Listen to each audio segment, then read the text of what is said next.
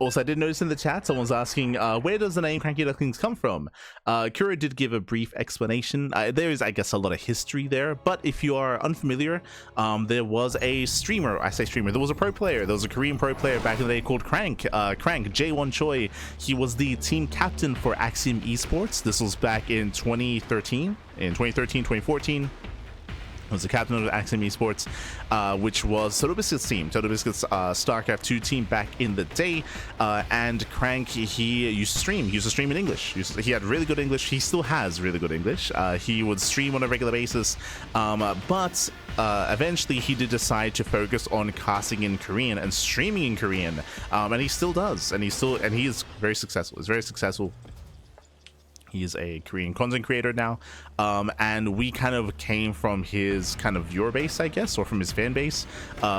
We all kind of came together and we decided to do our own part and host our own tournaments and cast our own events and kind of do things ourselves. And our name is kind of a tribute to Crank. Crank, so there's like a little bit of a connection there. But also, Crank's mascot was a duck. He used to have like a little duck plushie and some duck emotes on his Twitch channel. So we kind of blended that together. He has no affiliation when it comes to our organization. It's just like we're like kind of like paying homage or like a tribute to Crank. In general, we have like a lot of little like homages and tributes to some of the more old school StarCraft scene. Like this tournament, for example, the Sparkling Tuna Cup. The mascot for this event is a tuna. That's a reference to Ryung. Ryung, he's the tuna Terran, papi. He's Dongwon. So the mascot itself is a tribute to Ryung. If you don't know who Ryung is, he used to be on Axiom as well. Like Crank and Ryung, they used to be teammates. The acronym for Sparkling Tuna Cup, STC, that is a reference to the player, the STC, who nowadays also casts in Korean, but he was actually housemates with Crank and Ryung. They used to live together. They all used to say that's also a reference to the STC, who was a Korean Terran player. We got a lot of references. But it's all kind of tied into who we are and what we do. But here we go, spawning in the bottom right hand corner, we have our Red Terran. We have a Red Terran player. As we're getting into this, Reaper's gonna be facing off. In the bottom right hand corner, we have a Red Terran full of Platinum Heroes. It is Nicoract. And in the top left hand corner, we have a Team Falcons, the South Korean Terran. It is a Bunny. Here we go. As we are going to be opening up, welcome one all to Missing You Today. Missing You Today is another one of our newer maps. Of course, all of the maps we're featuring today are, and this is one of the more larger macro-oriented maps. You can very easily set up on 2, 3, 4, 5 bases here, so you can very easily wall up and settle down and hunker down. This is more applicable to some of the other matchups. Here in TvT, it's typically more aggressive. TvT is a little more aggressive, a little more in your face, so we'll see if we can break each other before we can slow the game down. For the time being, we're opening up Reaper Hellion, and from here we are teching up. Should be working towards drop play. We can transition into mech from here as well. We have seen Bonnie embrace mech from time to time, but for the most part we should be seeing bio play coming into the mid game. Let's go. Let us go. All the way to 2015, if not 2016. Yes. As Nicoract, he does collapse in the army. Oh, we do see a bit of a trade here. Very clutch, very close, but Nicoract, he barely comes out on top. Just barely in that little skirmish. Some of the other big features, of course, are the gold bases. We do have 2 gold bases in the center right and top right hand corner of the map. I do recall that I think the map maker did say that he was considering to changing this and adding high yield gases instead. Looks like that did not quite come to pass. Again, this isn't really going to impact this matchup, but I guess we'll get there when it comes to some of the other matchups. Specifically, I think this is going to be quite strong for Protoss players in TvP. If they can gain map control, if Protoss players can take these bases, it's going to benefit Protoss heavily in the mid to late game of Terran versus Protoss. But again, different matchup. So now we are getting into Raven production. Ravens are on the way. Interference Matrix as well. Nicoract going for his initial drop. And we'll see what he can get done. When it comes to the bottom left-hand corner of the map, it is really interesting. There are no high-yield bases down here, but there is a lot of interesting terrain to work with. A lot of cliff faces, destructible rocks. It's of my opinion that this entire area isn't really going to be used too much, but we'll see as we get into the game. as the map progresses. Drop into the mineral line, not bad. Gets two SCVs. Gets two workers, breaks a lock-on, takes down the Cyclone as well. Ooh, that doesn't quite get the lock-on off. Cyclone survives. Oh no, no, you can't hide! Oh, he cannot hide, and that's a bit of a learning process. Ooh, the medevac goes down. That is brutal as... I mean, you learn this as time goes on, but you cannot hide a unit in the corner of the map there. There's just not enough space, not enough room, and Nicoract finds out the hard way. And that's one of the tough things here about the new maps, of course, is it's a learning process to figure out where is safe and where is not safe on these maps. Oof. So, brutal loss there.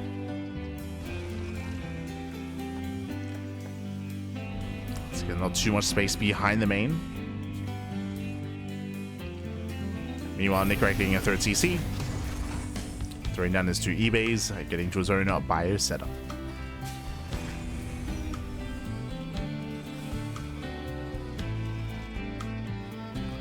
Something else even map makers really want to Proto World Champion? No, I mean, we gave feedback regarding this, and as I mentioned, the map maker was considering to turn one of these bases instead into a regular mineral base into high yield gases instead. But I don't know if they're gonna go through with it. We gave our feedback.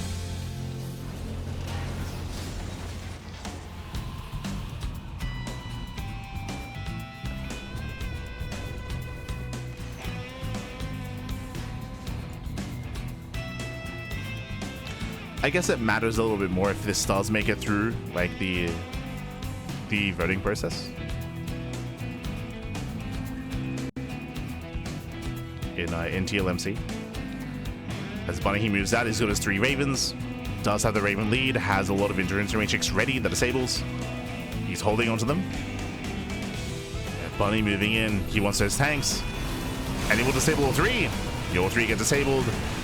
Bunny moves in, no counter disables. Yeah, GG gets called. Bunny, he will not be stopped, and Bunny, he breaks the 3rd, and he will take game number 1. GG.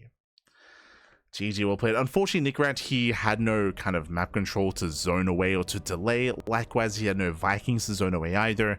He had his own counter Ravens to work with. He had 2 Ravens of his own, but he wasn't quite able to get the disables off, and GG. GG, well played. All the tanks were disabled, and Bunny snowballs from there. And now we're getting to game number 2. Game 2 is going to be back on Risen Memory. Going to be loading into one of the smaller maps here in comparison, and one of the more aggressive maps as well. Let's go. Let's go.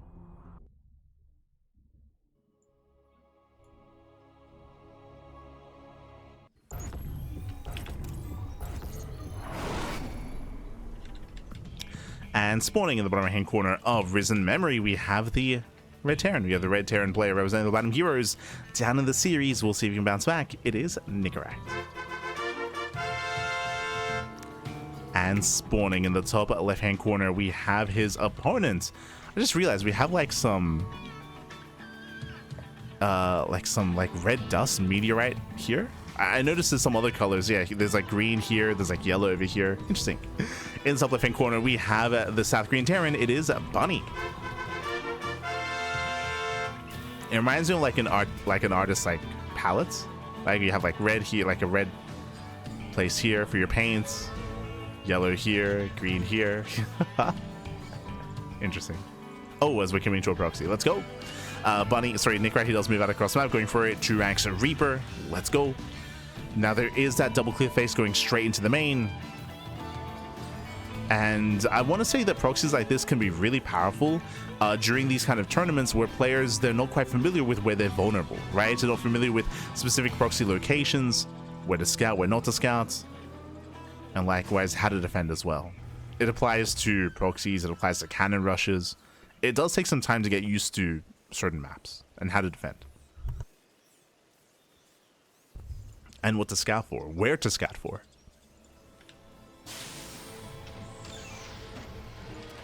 For now, no SCV scouts, which is common in TvT. So no SCV scout, the Reaper's on the way. It's going to be an economic opener here as racks expand out of Bunny. And we're committing into a 3rd racks. I mean, everything's lining up for Nicoract. to be honest, like, again, this is a greedy economic opener at a bunny. No SCV scout, so he doesn't know what's going on. Doesn't check the proxy location. Okay, getting a spotter depot. He checks. Okay, does check, does confirm.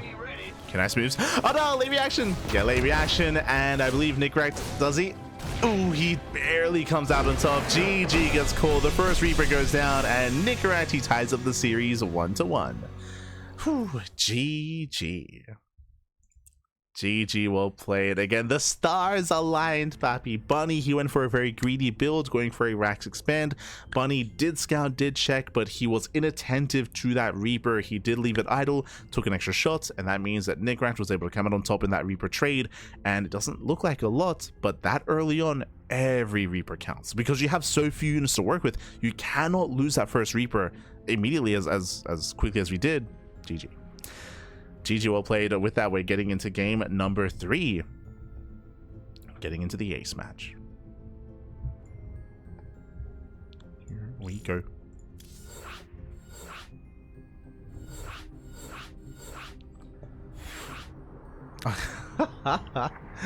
As for the first time, we're going to be loading into White Rabbit. This is another one of the very large map in the map pool.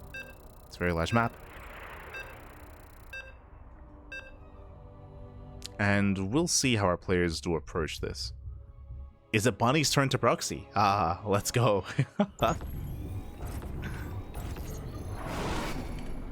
And spawning in the bottom left-hand corner of White Rabbits, we have the red Terran player. The red Terran representing the Platinum Heroes, tying up the series 1-1 with some cheeky proxy in that last game. It is Nicoract. And spawning in the top right-hand corner, we have as opponent, we have the South Korean Terran player. We have the blue Terran representing Team Falcons. It is Bunny. Here we go. And welcome on all to White Rabbits. White Rabbits is a very, very large map in the map pool. The aesthetic is really nice. I will say that. And I do think that, especially when it comes to public voting, I feel like aesthetic goes a long way. So I feel like it's going to draw the attention of a lot of people, especially because if you didn't realize, White Rabbit is a reference to the Matrix. So that is the aesthetic, the color palette, with the black, with the green, with the name as well. When it comes to the map itself, it is very large, very defendable on your 5-base setup here. You have your natural, you have your triangular 3rd base, you have your 4th base as well. A lot of choke points here, a lot of planes, or a lot of points of elevation, I should say, and also some really rough terrain. I do think that it's, I mean, personally, we have yet to see. This is the first time I'm casting on White Rabbit. Based on what we saw previously, it does look like a map that is relatively easy to cut in half. We can cut it in half, you can turtle up, and you can embrace a 4, 5, 6 base setup, but we'll see. I don't know if we're going to be able to experience that here because we're going for double gas openers. Double gas out of Nicoract and double gas out of Bunny. After the cheese that we saw in the last game, Bunny is playing safe. Likewise, so is Nicoract, going for a more tech-heavy start. And as we mentioned in game 1, we expect more aggression out of these two players. We spoke about it on Missing You today, where players, especially in TvT, more active, more aggressive, especially at the 3rd base location. And I'll be surprised if we are able to get into a longer game. But we'll see. We shall see. Some of the unique features here are the rocks. We have destructible rocks here towards the center, which do open up the center of the map a little bit more, so you can rotate back and forth in between your opponent's bases. We'll see if that comes into play.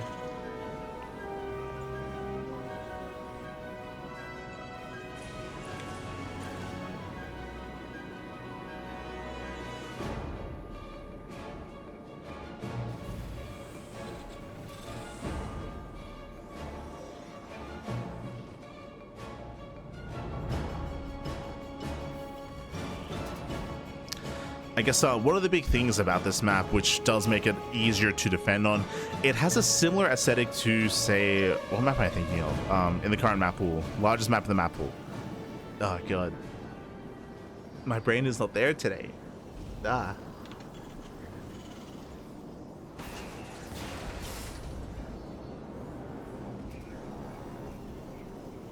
open up a Wikipedia page. Why do I keep wanting to say Cosmic Sapphire? It's not Cosmic Sapphire. Magnatha, that's it. So it's similar to Magnatha in the sense that there's an entrance, there's a ramp here pushing in between the bases that is already open, in between your third, your fourth base, and your natural. That is true, but because of these rocks here that are currently kind of like hindering any kind of movement, does mean that the aggressing player has to go the long way around to rotate between the bases. But again, that's not going to come into play here. Nicoract moves out, breaks through the Marines, not bad. Getting us over the Hellion. The Cyclone does arrive in time though. The Cyclone has arrived and Bunny will defend. Bunny, he defends, he deflects. He will zone away. And now we're getting into our mid game. To have a slightly faster tank production out of Bunny. Meanwhile, Nicoract already working towards his Ravens. Now, what's interesting to me here is that Bunny, instead of going for his own Raven production, is going for the add-on swap here into Reactor Viking. Are we getting ready for a second starport? You have my attention. We'll keep an eye on Bunny. He's moving out with his drop. Again, starting up Viking production very early.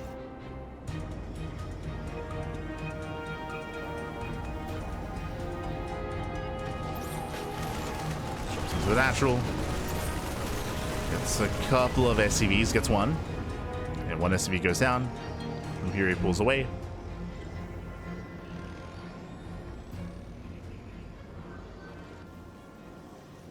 With this early Viking production, I'm feeling either a second starport or do we throw down a second factory? So Bunny is rallying. Over the tuna. Let's go.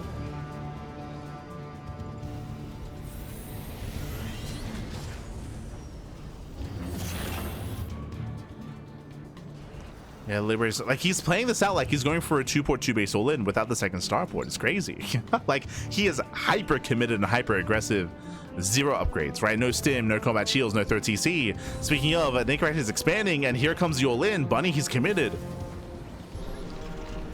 Bunny, he has to do critical damage here, otherwise he'll be outscaled. It does try to get into the main. We'll see what he can hit. Disables one, disables both. Not bad. Yeah, both tanks are disabled. Marines trying to engage. They're barely within range, and they can barely take down one of the tanks. They get one, but only one. And GG. GG gets called. Bunny, he maintains his position. The all-in succeeds. And Bunny, he will break Nicoract and take the series 2-1. GG. GG, well played. Again, it was all or nothing there for Bunny, winding it back. Bunny, he had no third command center, he had no upgrades on the way, he had no tech, he had no follow-up. It was all or nothing. Unfortunately, Nicoract didn't quite see it coming ahead of time, so it was a really awkward position for him. We saw that there was a little bit of miscontrol with the Marines where they moved forward, then they moved back, then they moved forward again. Looks like Nicoract was trying to get within range of the tanks, and we had a little bit of like weird pathing with the Marines, so they had a hard time engaging. Otherwise, it's possible he could have brought down both tanks before the disable went out. That was the issue there. He went for the double disable, but one of the tanks survived the disable regardless, and with that, the production was under fire. GG.